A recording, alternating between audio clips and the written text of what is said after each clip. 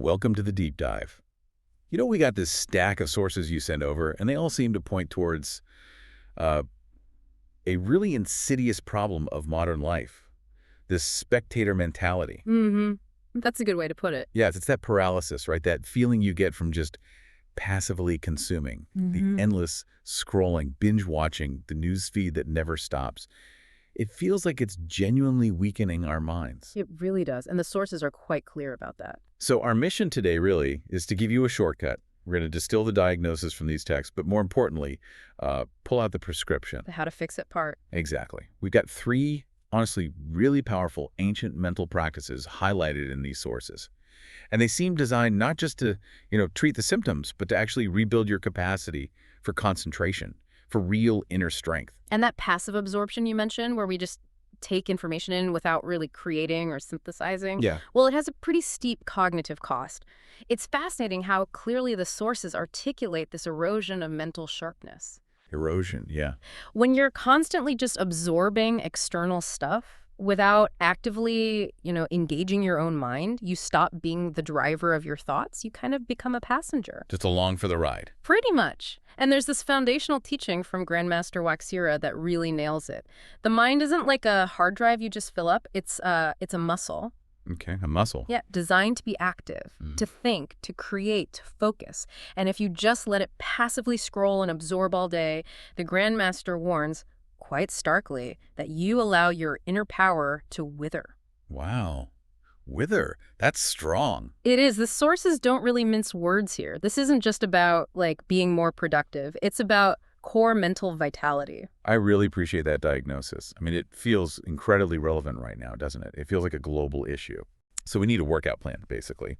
And these ancient texts, they offer three key tools for getting that clarity back: meditation, catechisms, and rituals.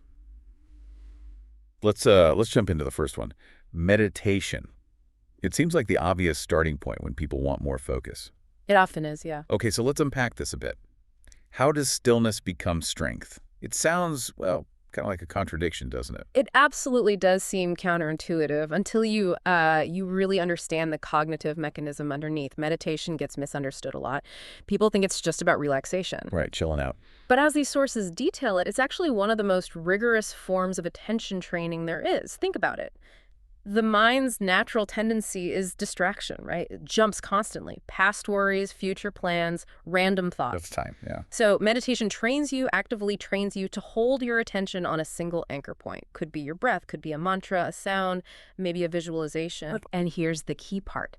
Every single time your mind wanders off, and believe me, it will, thousands of times you notice it, and you gently but firmly bring it back. That repeated action, the noticing and returning, the regulating of attention, that's the mental repetition. That's what builds the strength. It's exactly like doing reps at the gym for a physical muscle. Okay, wait, I need to grasp the control mechanism here. Because if I just sit down and, my mind immediately jumps to my to-do list, isn't that just zoning out, but in a different chair? How do these ancient teachings make sure this is real cognitive exercise and not just like another flavor of mental passivity? That is a crucial question. And the Sacred Atlantean Brotherhood, in their initiate degree training, they actually address this using symbology, but we can translate it directly into cognitive functions. Okay, how? They talk about the body as the ship. It's the vessel, right? It needs to be stable. And the anchor is the tool, the specific technique, like focusing on the breath that you use to stabilize your attention on that ship in the present moment. The ship is the body, the anchor is the focus point. Got it. Exactly. So when the source says this practice aligns the mind with higher consciousness, what that really means, in, let's say, cognitive science terms, is reducing internal noise and conflict. You're aligning your executive function, your conscious intention, with your immediate sensory experience. So you're choosing where your attention goes. Precisely. You are mastering the ability to choose where your attention rests, instead of just being yanked around by every random thought, emotion, or, notification buzz. That mastery is the strength we're talking about building. Huh. That completely reframes it for me. It's not just about finding a quiet moment. It's like a highly strategic, really disciplined way of deploying cognitive control. You got it. You're actively training that attentional muscle, building resilience against distraction. Okay, so if meditation stabilizes our ship, anchors us in the present, the sources seem to suggest we then need something more, maybe more aggressive, something to start navigating processing complex information actively. Right. Moving beyond just stillness. And that's where catechisms come in. Now, I think when most people hear catechism, they think of like rote religious Q&A for kids. Yeah, that's the common association. But the way it's used here seems really different. It sounds like it's about structured, challenging thought. This is where it gets really interesting for me. It's about active, structured synthesis. Absolutely. You hit on a key problem. The sheer fragmentation of modern information. We get really good at skimming headlines, but we often become terrible at deep, complex synthesis, connecting the dots. Information overload. Exactly. And catechisms, as presented in these texts, are positioned as the antidote. They are structured questions and answers, sure, but they're designed to demand intense, deep reflection on foundational truths, and critically, the internalization of wisdom. Internalization. Yeah. So not just memorizing. Not at all. They aren't multiple choice tests. They're often cyclical, demanding. Think of them less as linear Q&A and more as foundational prompts that force you to make connections. The real benefit here is how the process sharpens your critical thinking. It compels you to wrestle with abstract ideas. Okay. And this is crucial. Connect them back to your own personal experience, your daily ethical reality. Right. Can you maybe give us a more concrete example? Like, what would that actually sound like in practice? How does a question force that kind of synthesis? Sure. So the sources outline that a typical catechism might start with a fairly abstract principle. Let's say, what is the nature of integrity? Okay, big question. Big question. Right. And the mind is prompted to reflect deeply on that concept itself. But then the questioning cycle doesn't stop there. It requires application. It might follow with something like, okay, if integrity is the alignment of intention and action, how must my action X reflect that alignment in moment Y? And moment Y is framed as a specific common daily challenge or decision point. So it forces you to bridge the gap. Precisely. You're forced to connect that, philosophical high ground to the messy, muddy reality of making choices under pressure. You can't just skim an answer or give lip service. You have to genuinely synthesize the external wisdom with your internal reality, your actual life. But couldn't someone argue this is just, like, sophisticated journaling? Or maybe a complex set of thought experiments? What makes it distinct?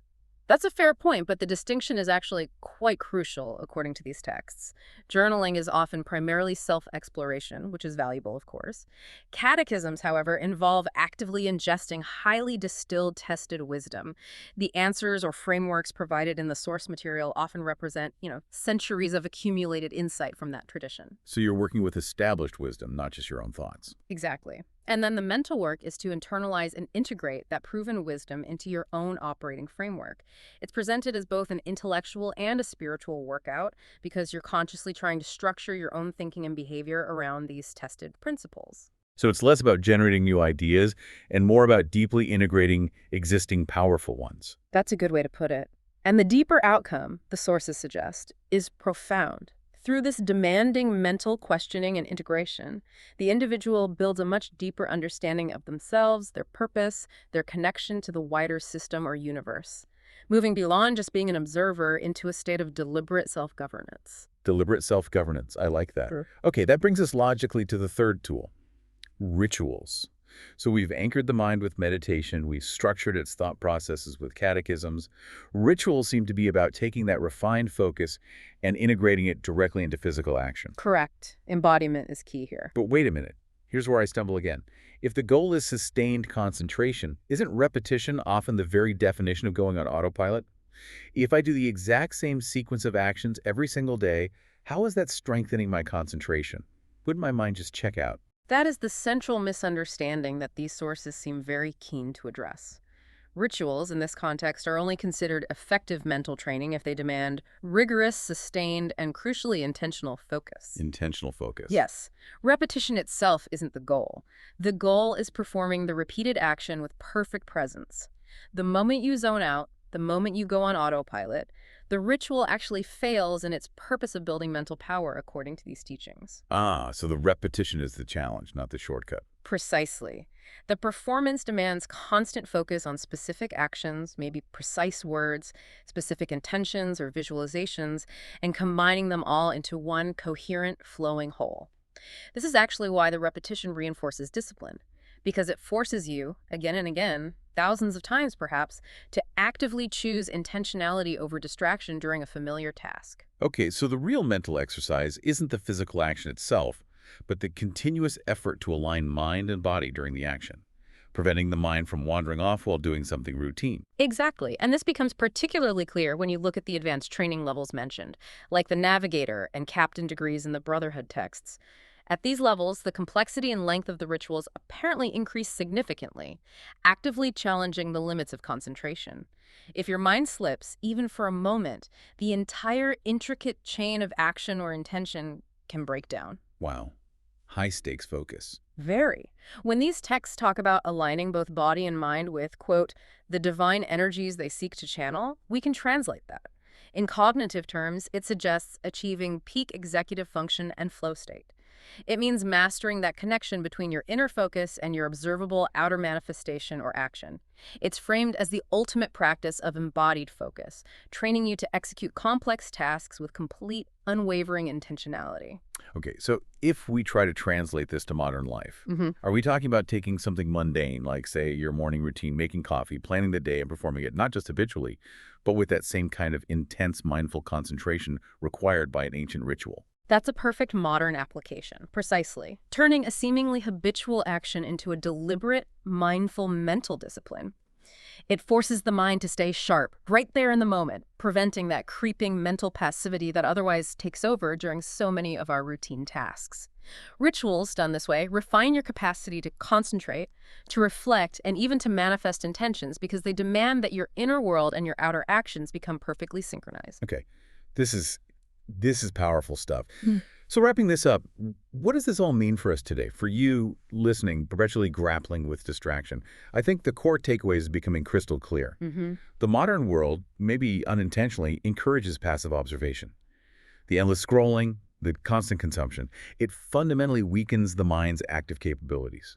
These three ancient practices, meditation, catechisms, rituals, they demand the exact opposite. They demand active, intentional mental participation. And that represents a really conscious, powerful decision you can make, to shift. To shift from being just a spectator, constantly reacting, maybe feeling at the mercy of external stimuli, to becoming an active participant, even an architect of your own cognitive landscape. Architect. I like that. When you commit to this kind of mental exercise, you genuinely start to reclaim that inner power that, as Grandmaster WaXhira warned, we've maybe allowed to wither. Concentration, clarity, a sense of purpose. These aren't just lucky accidents for some people. The sources suggest they become the natural outcomes of this kind of commitment to mental training. Natural outcomes. Yes. Not mystical gifts. Exactly. It's about building mental resilience, which feels more essential than ever for navigating the sheer overwhelm and complexity of modern life.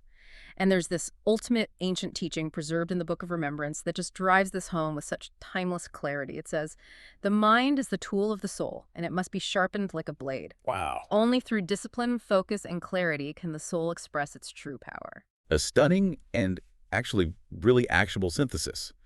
Okay, so we started by diagnosing this pervasive spectator mentality, that mental fog, that paralysis of just passively consuming. And we've been handed, through these sources, three timeless, potent methods to cultivate a stronger, more resilient mind. Meditation, to anchor and stabilize your attention. Catechisms, to actively engage and sharpen your critical synthetic thinking. Right. And rituals, to integrate your intention deeply with disciplined action in the world. So perhaps we should leave you with that final challenging question to really consider. Based on that core idea of shifting from observer to active creator, if your mind truly must be sharpened like a blade, what specific mental discipline, even a small one, maybe it's just 3 minutes of true anchoring meditation, maybe it's integrating one purposeful catechism question into your morning reflection, what discipline will you introduce, starting today, to stop being quite so much at the mercy of external distractions and start actively nurturing your own inner clarity? The knowledge is definitely here. The path is ancient. It's proven, according to these texts. Now it's really about applying that knowledge. Time to sharpen the blade.